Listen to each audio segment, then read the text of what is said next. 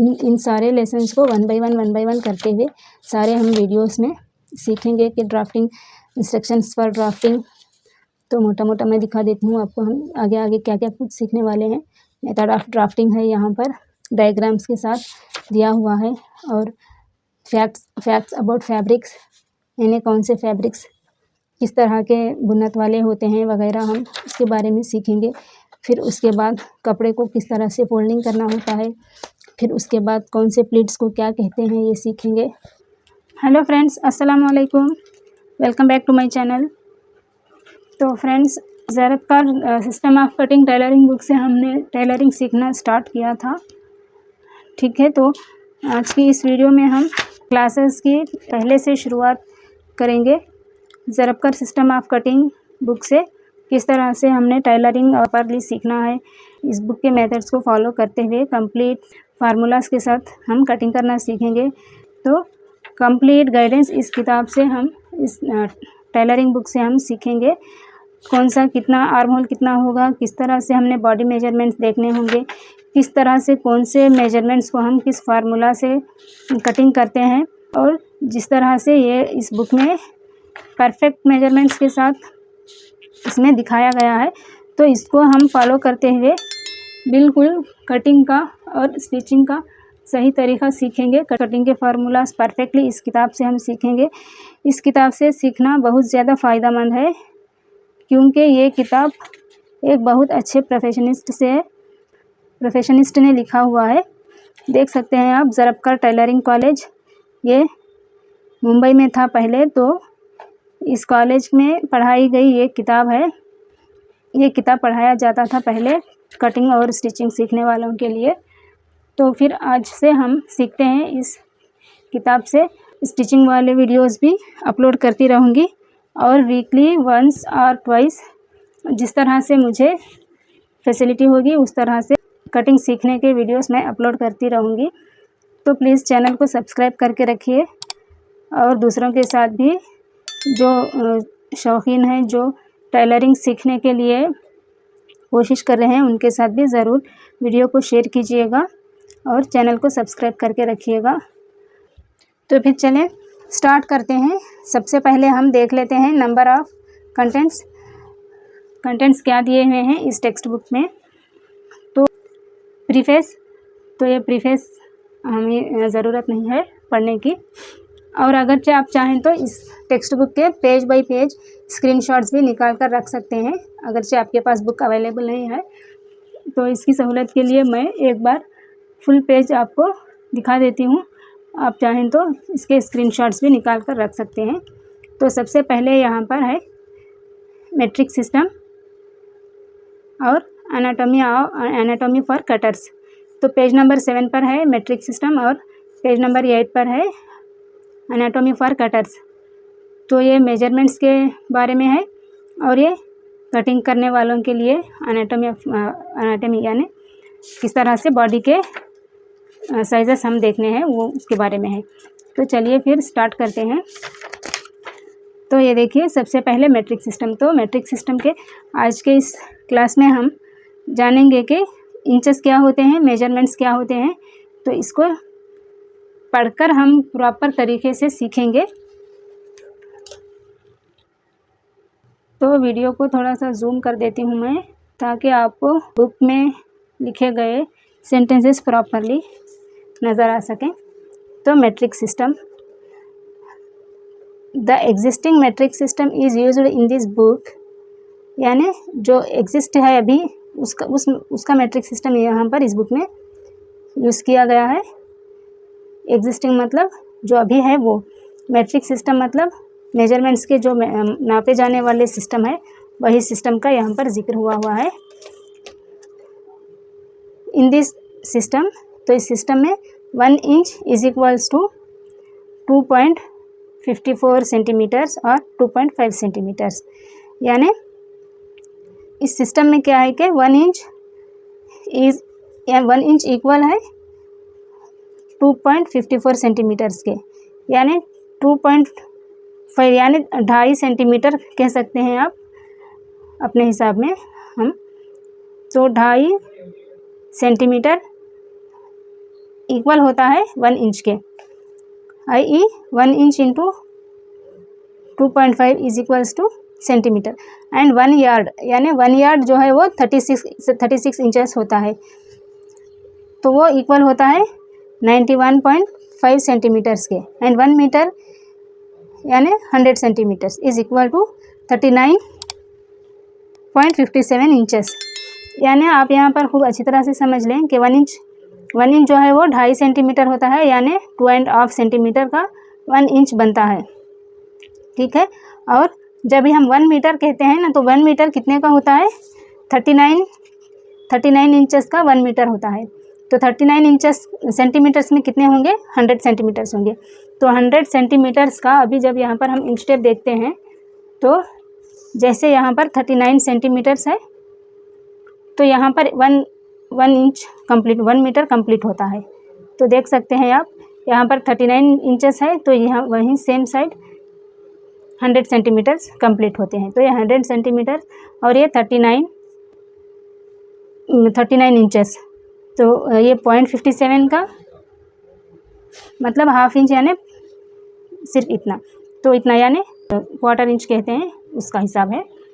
तो 39 इंचेस, हम मोटा मोटा 39 इंचेस गिन लेते हैं। तो 39 इंचेस का 1 मीटर होता है और 100 सेंटीमीटर्स होता है। तो 1 यार्ड का 36 इंचेस होता है, 1 मीटर का 39 इंचेस 100 सेंटीमीटर्स, 1 यार्ड का 36 इंचेस यानी 91 सेंटीमीटर्स होगा। तो ये याद रखना बहुत ज़रूरी है मेजरमेंट्स के लिए। और सिर्फ 1 इंच अगर हम देखें तो ये 28 से 29 इंचेस तक है ना। 1 inch is equal to 2.5 centimetre, तो इसको 2.5 सेंटीमीटर भी बोल सकते हैं। तो यहाँ पर स्केल भी दिया हुआ है, इस स्केल में भी आप चेक कर सकते हैं। तो इंचेस वाली साइड है, ये वाली इंचेस वाली साइड है, और ये सेंटीमीटर्स की साइड है। Relation between inches and centimetres, तो इंचेस और सेंटीमीटर्स के बीच में क्या रिलेशन होगा, मतलब क्या लिंक होगा। Metric measurements with imperial values in bracket are used throughout the book to facilitate the change to metric system. So metric measurements with imperial values in bracket, यानी metric measurements यहाँ पर imperial values bracket में दिए गए हैं, as usual through the book में use किए गए हैं to facilitate the change to metric system। यानी जो metric measurement दिए हुए हैं, फिर उसके बाद उसी के सेम वैल्यूज़ ब्रैकेट में भी दिए गए हैं, ताकि सीखने वालों के लिए सहूलत हो सके कि इंचेस से सेंटीमीटर्स में किस तरह से चेंज होते हैं। The values given in various lessons are not exact but nearly equal. Example 60 centimetre is equal to 23.5 inches but the value taken is 24। यानी यहाँ पर बुक में हमें जो वैल्यूज़ लिए गए हैं वो बिल्कुल एग्जैक्ट नहीं लिए हुए हैं, बल्कि एग्जैक्टली ना लेकर जो सिर्फ 0.5 यानी एक धागा या आधा धागा बनता है, उसको राउंड फिगर करके 23.5 इंचेस की जगह पर यहाँ पर 24 इंचेस डाला गया है। In the same way 36 inches is equal to 91.5 centimetre. और इसी तरह से जहाँ 36 इंचेस दिखाना हो, वहाँ पर अगरचे 91.5 सेंटीमीटर बनता है, बट इस बुक में यहाँ पर 90 सेंटीमीटर लिया गया है, यानी 1.5 जो कि 1.5 सेंटीमीटर होता है उसको छोड़ दिया गया है, ताकि राउंड फिगर यानी सीखने वालों के लिए अच्छी तरह से समझ में आ सके। तो वैसे वहाँ यहाँ पर 90 सेंटीमीटर लिया गया है। In order to make half, quarter, 1/4, 1/6, 1/8 और 1/12 डिविजन्स ईजियर।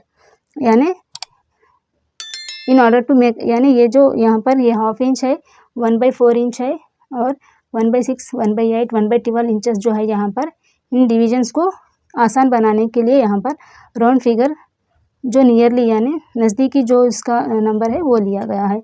तो accompanying table shows the nearest equivalent values. तो यहाँ पर इसका टेबल हमें दिया गया है, convergence of inches into centimetres, यानी कितने इंचेस के कितने सेंटीमीटर्स बनते हैं वो हम इस टेबल में चेक कर सकते हैं।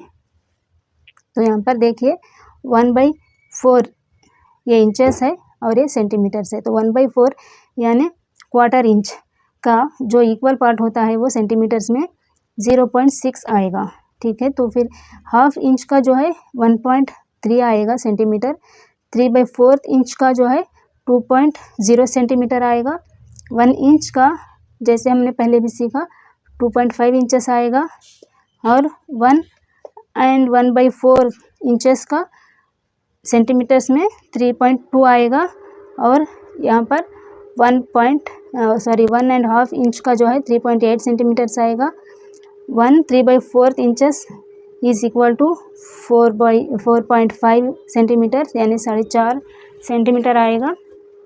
और उसके बाद 2 इंचेस का 5.0 सेंटीमीटर्स, तो यहाँ पर 2.25 इंच यानी 5.7 सेंटीमीटर्स। तो 2.5 इंचेस यानी 2.5 इंचेस, तो 6.5 सेंटीमीटर है ये यानी 6.5 इंचेस। और 2.25 इंच यानी 3/4 इंचेस का जो वैल्यू है वो सेंटीमीटर्स में 7.0 है।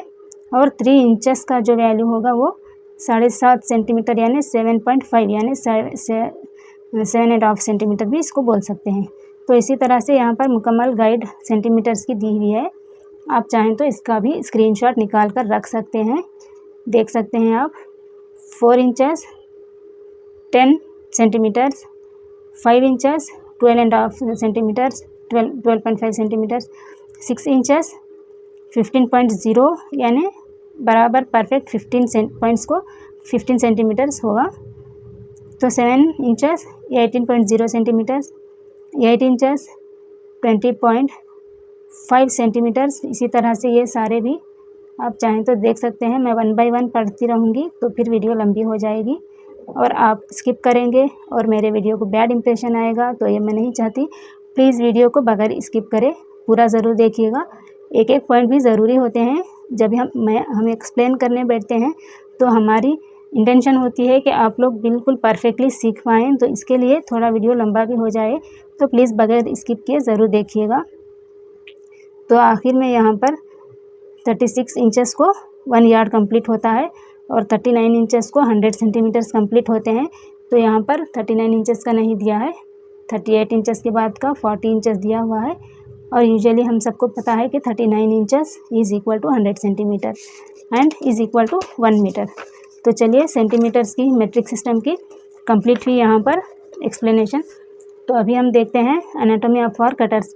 तो एनाटॉमी फॉर कटर्स, एनाटॉमी मतलब हमारे जिस्म का साख्त जो होता है वो फैब्रिक कटिंग करने वालों के लिए जानना कितना ज़रूरी है और किस बॉडी का किस मेजरमेंट्स कहाँ से कहाँ तक नापना ज़रूरी होता है, उसके बारे में यह है लेसन।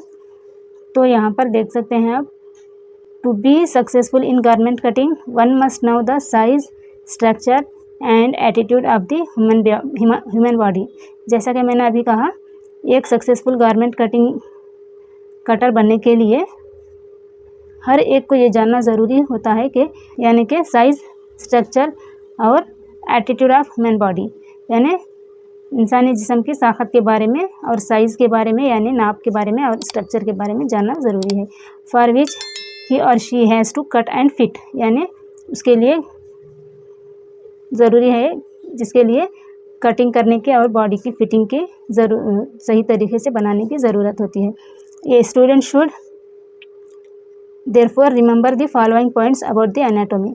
तो ऐसे स्टूडेंट के लिए जो कटिंग सीखना चाहते हैं परफेक्टली फिटिंग के साथ कटिंग करने के लिए ज़रूर याद रखना ज़रूरी है इन पॉइंट्स को, इन एनाटॉमी को। So before he starts to learn cutting, यानी कटिंग सीखने के भी पहले ये एनाटॉमी जानना ज़रूरी है। ठीक है, तो चलिए देखते हैं इन फिगर्स में हमें क्या दिखाया जा रहा है। तो 1 and 2 various parts of human body, 8 heads. तो ये दोनों पिक्चर्स में parts, various parts of human body है और ये जो है 8 हेड्स, यानी cutting fashion, mainly fashion designing के लिए इन 8 हेड्स के बारे में जानना ज़रूरी होता है। तो देख सकते हैं आप यहाँ पर the various parts of human body, figure 1 and 2 और एज फॉलोस। तो ह्यूमन बॉडी में इन एनाटॉमी में क्या जानना हमें ज़रूरी है, देखते हैं हम। थोड़ा सा मैं जूम कर लूँगी। तो सबसे पहले यहाँ पर नेक पिच है नंबर 1 पर, ये देख सकते हैं नेक पिच। तो ये है जो यहाँ पर दिखाई हुई है, ये नेक पिच है। तो ये नेक पिच जो है, इस नेक पिच को हम कॉलर मेजरमेंट के लिए यूज़ करते हैं। तो अराउंड हम नेक के अराउंड जब टेप पकड़ते हैं तो इस नेक पिच से 1 इंच का स्टार्ट करके पकड़ते हैं और इस तरह से नेक के अराउंड पकड़कर हम कॉलर की नाप लेते हैं। जब भी हम नाप लेते हैं तो यहाँ पर मेजरमेंट्स लेने के तरीके में देख सकते हैं आप, यहाँ पर मैं दिखा रही हूँ। तो ये देखिए यहाँ पर नेक दिखाया गया है। तो ये इस तरह से हमने राउंड, नेक के राउंड पकड़कर, जो यहाँ पर छोटा सा गढ़ा टाइप होता है, हर होता है वो नेक का छोटा सा गढ़ा जो नेक पिंच कहलाता है, वहाँ तक हमने पकड़ना होता है। तो कॉलर मेजरमेंट के लिए ये नेक पिच जो होती है इसका जानना ज़रूरी है। और उसके बाद ये जो है ये कॉलर बोन है।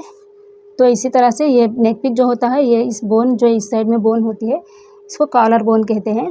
तो यहाँ से नाप लेते हुए इस कॉलर के बराबर में हमने इस पिंच के पास कॉलर का मेजरमेंट देखना होता है। फिर उसके बाद है शोल्डर एंड। तो शोल्डर एंड जो है नंबर 3 पर, तो ये है शोल्डर एंड। जो यहाँ पर एक छोटी सी बोन होती है, शोल्डर की बोन, वहाँ तक हमने कॉलर की मेजरमेंट देखनी होती है। हम अगर बैक साइड से, किसी को भी बैक साइड से इस तरह से हम रखते हैं जब भी टेप, तो इस तरह से हम बैक साइड से जब टेप रखते हैं तो यहाँ पर जो बोन होती है, कॉलर बोन, इस साइड और इस साइड, तो इस एंड से इस एंड तक कॉलर के जो कॉलर नहीं, शोल्डर की जो बोन होती है, वहाँ से वहाँ तक हमने कॉलर शोल्डर मेजरमेंट देखनी होती है। और नंबर 4 पर है आर्मपिट। तो ये जो आर्मपिट यानी बगल, यानी हमारा आर्म होल का जो मेजरमेंट होता है वो होता है। तो ये आर्मपिट या आर्म होल भी इसको कहते हैं। फिर उसके बाद है वेस्ट एंड एल्बो। तो वेस्ट एंड एल्बो ये देख सकते हैं आप, कमर का मेजरमेंट जो है, जहाँ तक हमारी कहनी आती है, जो एल्बो होती है हमारी, बिल्कुल उसके बराबर होती है। ठीक है, तो जहाँ तक हमारी कमर की मेजरमेंट होती है, जहाँ वहीं पर हमारी एल्बो का लेंथ भी होता है।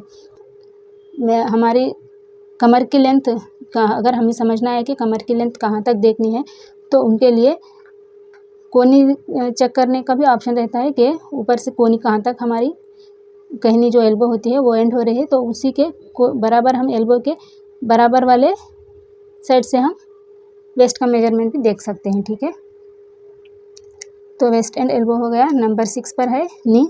तो नी यानी घुटना, पैंट्स स्टिचिंग के लिए ये देखना ज़रूरी होता है। तो 7 एंड 13 स्मॉल, यानी ये जो है नी के निचले वाला हिस्सा होता है 7, और यहाँ पर 13 पर दिखाया गया है। और यहाँ पर 8 एंड 14 काफ, यानी बिल्कुल नी और एंकल के बीच वाला पार्ट, जो थोड़ा सा हमारे लेग से थोड़ा सा मोटा वाला पार्ट होता है, वो वाला पार्ट है, यानी बिल्कुल मिडिल पॉइंट पर ये आता है। 8 एंड 14 हमारे नी और एंकल, यानी घुटना और एंकल के बीच वाला पार्ट, उसको हम काफ कहते हैं। तो नंबर 9 है एंकल। तो ये एंकल अभी जो ज़्यादातर ट्रेंड में है वो एंकल लेंथ पैंट्स हैं। तो एंकल लेंथ पैंट मतलब इस जो एंकल का यहाँ पर छोटा सा हमारा टुकने की जो हड्डी होती है उसको एंकल कहते हैं। और यहाँ पर नंबर 10 पर है नेप। तो नेप यानी गर्दन का बिल्कुल एंड पॉइंट। तो देख सकते हैं फ्रंट को जो है हम नेक कहते हैं, बैक साइड जो हमारी गर्दन होती है उसको नेप कहते हैं। और नंबर 11 पर है ब्लेड, यानी ये वाला पॉइंट जो बिल्कुल हमारे आर्म पिट के बराबर में बैक साइड से होता है। जो हमारे बैक साइड बोन होते हैं जो, वो हमारे आर्म होल के बराबर में होते हैं, तो इसको ब्लेड कहते हैं। और उसके बाद यहाँ पर ये 12th में सीट है, यानी हिप्स मेजरमेंट्स जो हम देखते हैं उसको हम सीट भी कह सकते हैं। तो वो सीट मेजरमेंट देखने के काम आता है। और नंबर 15 पर हील, यानी एडी। तो बहुत से एडी के मेजरमेंट तक भी पैंट्स को स्टिच करवाते हैं। तो 16 पर नेक पॉइंट है, यानी जहाँ से बिल्कुल नेक हमारा स्टार्ट होता है शोल्डर के इस मेजरमेंट से बिल्कुल बराबर से स्टार्ट होने वाले पॉइंट को नेक पॉइंट कहते हैं। और बाइसेप्स मतलब 17 पर ये जो स्लीव्स की बॉटम हम स्टिच करते हैं उसको बाइसेप्स कहते हैं। ठीक है, तो ये 8 हेड्स हैं। तो 8 हेड्स जो है 8 heads theory, artists have divided ये grown up human body into 8 equal parts which are equal in height to the top of the head. So each part is known as the head. All these 8 heads 8 divisions or heads are as follows. तो यहाँ पर cutting की measurements के लिए ज़रूरी होता है कपड़ों की डिज़ाइनिंग करने के लिए कि हमारी लेंथ का हम 8 पार्ट्स 8 हेड्स जो है वो यहाँ पर डिवाइड करके दिखाया गया है। तो इन 8 हेड्स के बारे में और हाइट को किस तरह से हम मेजरमेंट्स में देख सकते हैं, यूज़ कर सकते हैं, इसके तमाम चीज़ों के बारे में सीखेंगे और जानेंगे अगली वीडियो में। ठीक है, तो इस वीडियो को आपने कितना समझा और कितना आपको समझ में आया, आपको क्या समझ में ना आया, कमेंट करके ज़रूर बताइएगा। और अगली वीडियो के लिए ज़रूर चैनल को सब्सक्राइब कर लीजिएगा। 1 बाय 1 हम इस किताब से सारा लेसन एक्सप्लेन करते हुए सीखेंगे। और अगरचे मेरे एक्सप्लेन करने में आपको कोई कमी पेशी दिखी हो तो ज़रूर कमेंट करके मुझे बताइएगा, मैं इंक्लूड करूँगी अपने नेक्स्ट वीडियो में इंशाअल्लाह ताला। तो थैंक्स फॉर वाचिंग। यहाँ पर देखने के लिए आपका बहुत बहुत शुक्रिया। हम 1 बाय 1 सारा इन सारे लेसन्स को 1 बाय 1 करते हुए सारे हम वीडियोस में सीखेंगे कि ड्राफ्टिंग इंस्ट्रक्शंस फॉर ड्राफ्टिंग। तो मोटा मोटा मैं दिखा देती हूँ आपको हम आगे आगे क्या क्या कुछ सीखने वाले हैं। मेथड ऑफ ड्राफ्टिंग है, यहाँ पर डायग्राम्स के साथ दिया हुआ है।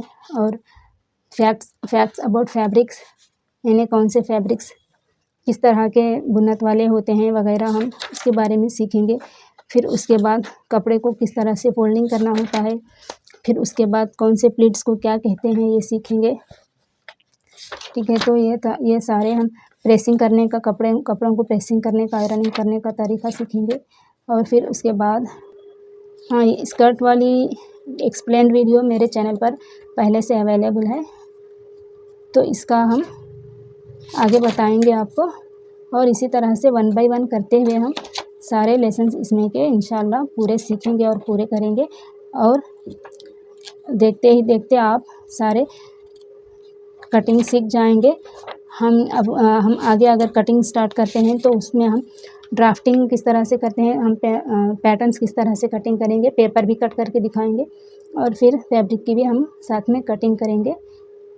ठीक है, तो चैनल को ज़रूर सब्सक्राइब कर लीजिएगा। और वीडियो पसंद आए तो प्लीज़ लाइक कर दीजिएगा और ज़रूर शेयर कीजिएगा। Thanks for watching. आप चाहें तो इसके स्क्रीनशॉट्स भी लेकर रख सकते हैं। Thanks for watching. मिलते हैं अगले वीडियो में।